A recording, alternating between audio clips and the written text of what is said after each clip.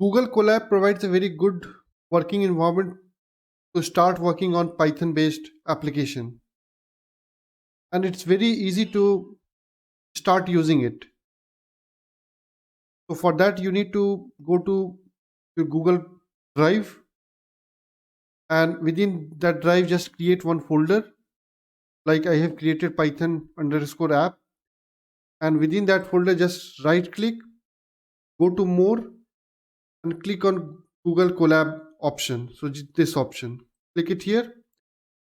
It will open a Python notebook sort of environment, right? So like this, it looks like a Python Jupyter notebook sort of interface, and it's already pre-configured with Python version. So by default, it comes with Python 3.6.9 version, and here you will see that an option called connect.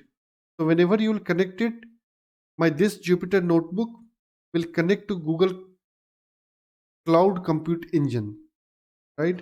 And it will provide you an environment where you can run all your commands within this notebook. It would be performed against that Google Cloud Compute Engine environment, which this connect option would be providing us.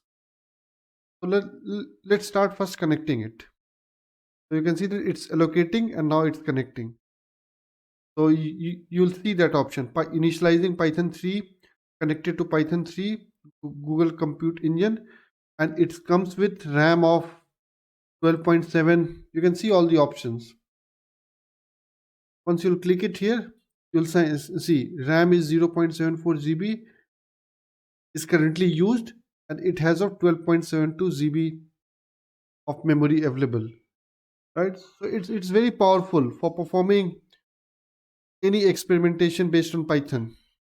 And if you'll simply check the Python version, right, Python version, and you will see that it's configured with Python 3.6.9. So that's the power of using Google Colab. You don't need to install anything to start working on Python based application, and it's very user friendly for any beginners who are just learning Python and don't want to install any additional complexity within their system. So you can simply start using it. So here I'm simply giving 10 plus 5, it will add 15. I will add some basic print statement just to showcase. Start using Colab.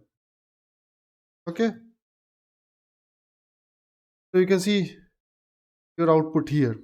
In this way, you can write whatever operations you need to perform based on Python. You can write it here, and all the functionality supported by Python is available within this notebook environment. That's one way of doing quick experimentation. The other way, which we could also use your Python interpreter. So here we can write Python, and it will give Python interpreter in your local machine. So in my local machine, Python 3.9 has been installed. So we can also write similar sort of statement here.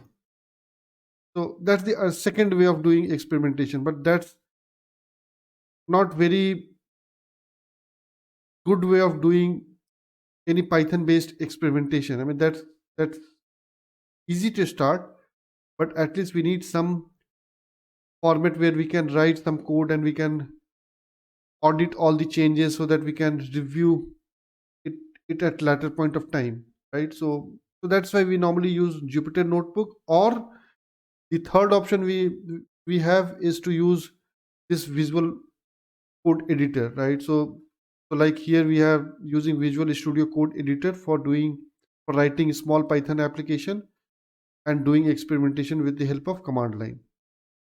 So these are some ways through which we can use our environment and doing Python experimentation. But for beginners, I would recommend to start with using Google Colab and start using it. And once you're comfortable with basic Python syntax and you know how to write a small piece of code within Python, then try to use those sort of functionality within your code editor, and then probably you can expand your logic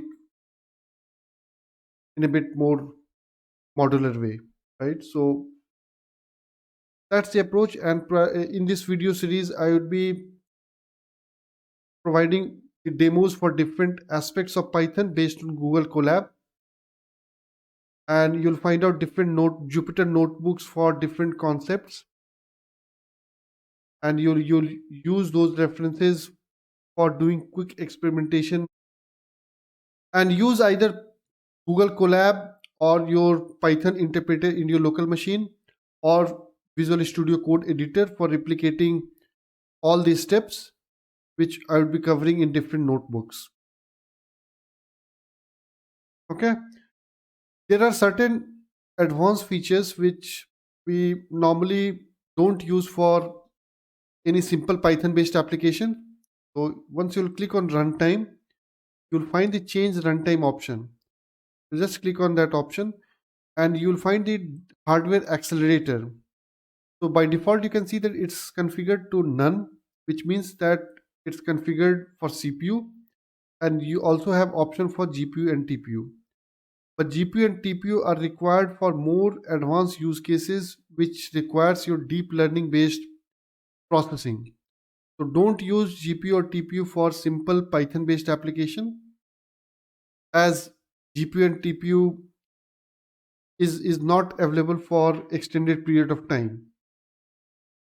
And also you'll get only certain amount of GPU and TPU for doing any experimentation within your Google Colab. So based on your need, use them effectively, and happy learning. Thank you.